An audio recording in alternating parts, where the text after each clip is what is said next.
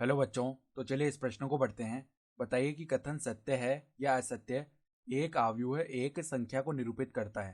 तो यहाँ पर देखो ये कथन दिया हुआ है और हमें बताना है कि ये सत्य है अथवा असत्य।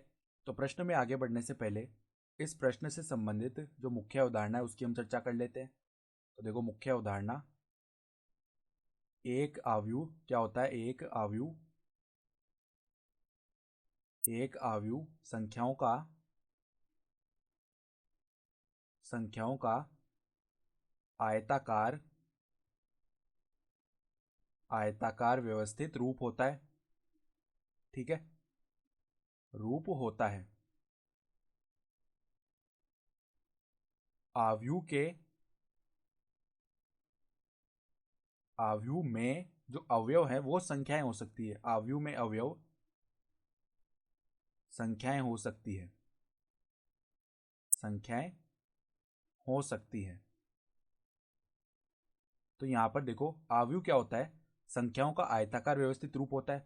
आव्यूह के अंदर जो अवयव है वो संख्याएं हो सकती है, किंतु आव्यूह जो है वो एक संख्या को निरूपित नहीं करता है। ठीक है, अर्थात देखो आव्यूह को हम जोड़ भी सकते हैं, घटा भी सकते हैं। जैसे कि देखो ए एक आव्यूह है, 1 2 0 1। ठीक है, तो ये क्या है, संख्याओं का आयताकार एक व्यवस्थित रूप हो गया जिसके अंदर ये अवयव के रूप में क्या है, संख्याएं हैं 1 2 0 1। ठीक है, लेकिन ये क्या है, एक संख्या को निरूपित कभी नहीं करता है आव्यूह।